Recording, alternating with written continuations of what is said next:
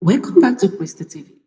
Once Nnamdi Kanu lawyer, known as Barrister Maxwell Okpara, sent a very strong message to Nigerians and, of course, Biafra. According to him, he said that Nnamdi Kanu will not give up on the agitation of Biafra, and yes, the unity of Nigeria is also what? Negotiable. For some of you that said that this unity is not negotiable, it is now left for you to understand that the unity of Nigeria is quite negotiable. What is your thoughts about this? Please watch the rest of this video. Once you are done watching, don't forget to subscribe to my YouTube channel. Turn on the notification button so that you get notified of whenever we post our latest content. Barrister TV got you covered. Stay tuned for more. When the president calm down, the reason Nnamdi Kanu have a discussion with him. You have been having a discussion with bandits and the so-called repentant Boko Haram. Tell me the offense of Nnamdi Kanu, because he's agitating for self-determination, which is his own constitutional fundamental rights granted to him by the constitution and the law. Well, the government's angle is not because of the agitation, because they know that everyone has a right to agitate, but they said the way he was going about it, like and then people were being incited. Well, that's even not what I'm what of the wife of the president incited people during the election? The wife of the president, he incited people that Igbo should go. What of the one Oba of Lagos said that Igbo should go and fall into lagoon? What of those that came out and said that Igbos will not vote? If you are not voting for APC, you will not vote. What happened to them? Has anybody been arrested? That Nnamdi Kanu said something, then you now term that thing he said as is a terrorist, is a crime of terrorism. You charge him for terrorism. His own lawful organization that is registered in almost all the whole countries in America and Europe and Asia, and you now came to Nigeria, you term it a terrorist organization. Now you are now saying that now that IPOB is being recognized in almost all the whole countries in America and Europe. So you are now saying that America, France, Germany, they are recognizing a terrorist organization because you don't want anybody to agitate. You want to suppress anybody. If you talk, kill him, suppress him, jail him. In a country that is predicated on constitutional governance, it cannot work like that. Okay, let's get back to the ministerial nomination of Bianca Ojukwu, because you said he took away one from Anambra and brought in another. But remember that the president took away the minister based on the KPI results that came out, which he was not even the one, that did the evaluation. It was the result given to him with which he did that, meaning that if actually the minister had performed, above board in the KPI, he wouldn't have had any reason to remove her rather. Now, still on that ministerial list, we have 48 of them, am I right? And we have 36 states in this country, including FCT 37. So, apart from Southeast, that have only 5, every other region have more than 6, apart from Southeast. Now, check since 1999, we have been having series of presidents. Let's use what is going on now. The president is from where? Vice is from where? Speaker is from where? Senate President is from where? CJN is from where? Court of Appeal President is from where? National Industrial Court President is from where? Chief Judge of Federal High Court is from where? And they are saying that the people of Southeast belongs to this country. The chief of are you sure Max, are you sure you're not? It's just like what I said too. Isn't it time we started to be less sentimental about this diversity? We have to apply it now. We are saying that the only people that are qualified to hold on this position, nobody from South is qualified. On what basis? Are you saying that there's the chief of Naval Staff is from the Southeast? Huh? The chief of Naval Staff? From where? I'm talking about the key position. Number 1 person, number 2 person, number 3 person, number 4 person, number 5 person. The key position, we have 3 arms of government: the executive, the judiciary, and the parliament. You can never see anybody from Southeast there. Now, the point we are talking about is that when I'm not even talking about, I'm in court about lopsided appointments. Okay. I can avail that my process because I did an intensive research in that process.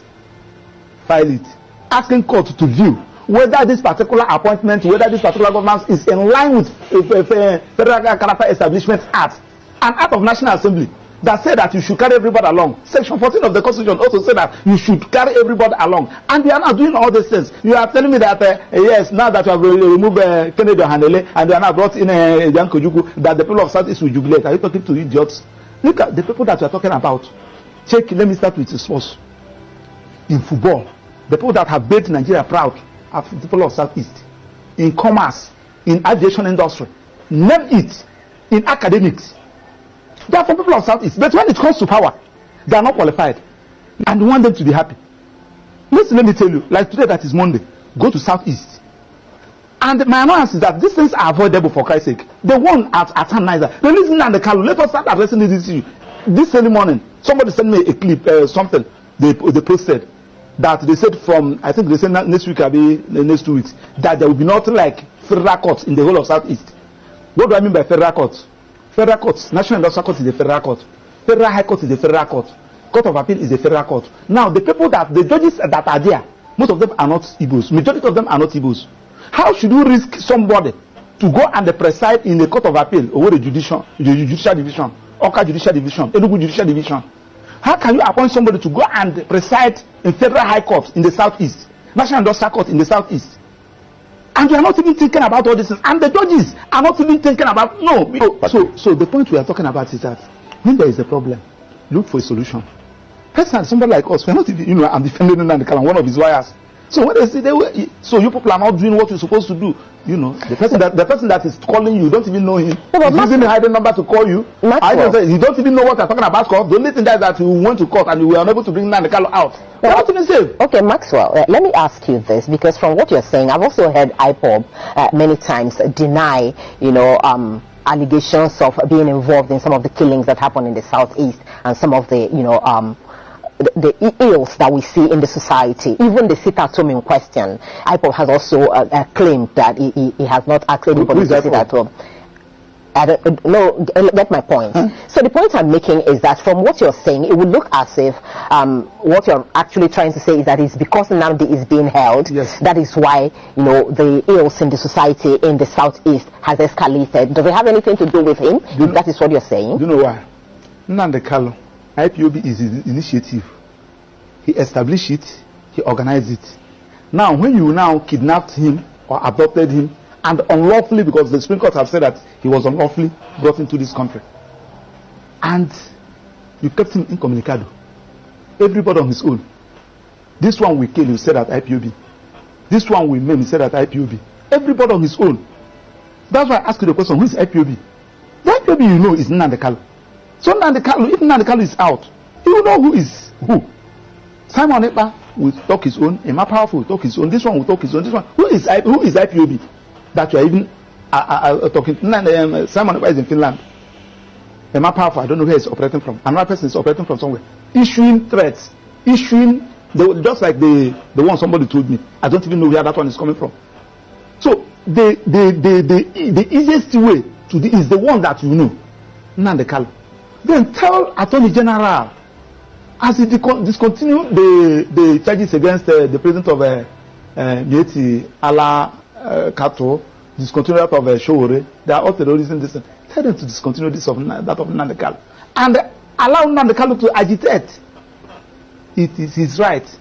I told you the other day. You see, that's where the problem is, really. The guarantee, that there will not be problems, even if Nnamdi Kanu is. Because you're saying allow him to agitate and he goes about it the way he used to, like, the government have actually feared. That may also create more problems, don't you think? Let me tell you, there are some things that you asked me the other day whether they are talking about condition given Nnamdi Kanu. I told you one question. I say, if you give Nnamdi Kanu condition that he feel after meeting up that condition, he will still live like a human being, so be it. But when you give him condition and you are removing that made him a human being, he will tell you no. What is that made you a human being? That thing that makes you a human being is your ability to exercise your fundamental rights. And when somebody said, now I'm going to employ you here, I will be paying you $500,000 every month, but you will not talk, you will not move out, you say, do away with your job.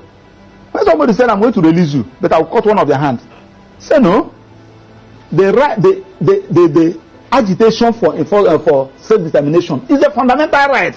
And if you people fail to understand it, I can agitate that I need the Republic of Maxwell. It is my right. Anybody can agitate. I don't even need crowd to follow me. It is when you now feel that you have gotten the necessary need the necessary qualities, then so be it. It is now left for the president, who believe in democracy, who believe in government of the people by the people, to apply your initiative. What is the initiative? Release the person, start addressing all those issues that gave rise to this agitation. It has been there. Wazirika was agitating. during Obasanjo. A lot of people were agitating. So now that you have arrested, you come down who was wicked that time. Nnamdi Kanu came up. Now that you have arrested Nnamdi Kanu, Simon Ekpa is there. I think this data from Ned Nwoko was telling you that even if you arrest Simon Ekpa today, another Simon Ekpa will come out. So the issue there is that address all those issues. Right. So for you, it's not about ministerial appointment. No. That one. Okay, that is a complete distraction. It was not arrest. He was kidnapped from Kenya. It is technically called extraordinary rendition. Even though Nigeria and the Kenyan government has a bilateral extradition treaty, but the Nigerian government did not explore that option. Instead, he was arrested. He was bundled from Kenya. But the government can say that there was nothing they did in Kenya that the government of Kenya was not aware of, or the Kenyan government was not aware of. That is immaterial. Whether the government of Kenya is aware of it or not makes little or no difference. But does that not mean consent? Does that not mean the agreement continues to play out? There is no evidence whatsoever that he was extradited. That is the point I'm making. It was an illegal arrest. And the trial, given that his arrest was illegal, you cannot expect anything good or positive to come out of his trial, because you cannot build something on nothing. Ex nihilo nihil fit. It's as simple as that. So the starting point for me should be to release Mazi Nnamdi Kanu from further incarceration. The Nigerian judiciary has also declared it as such. So what is it difficult for the Nigerian government to obey a simple court directive? Mazi Nnamdi Kanu should be released without further delay. That is one of the key pathways to building peace in the Southeast. Then if this is achieved, the next thing that we should look into is to go back to 1970. After the end of the Civil War in 1970, we had what the then government of Yakubu Gowon called the 3R: reconciliation, rehabilitation, reconstruction, and what have you. Okay, now what we are witnessing today is a reflection of the failure of the 3R policy in 1970s.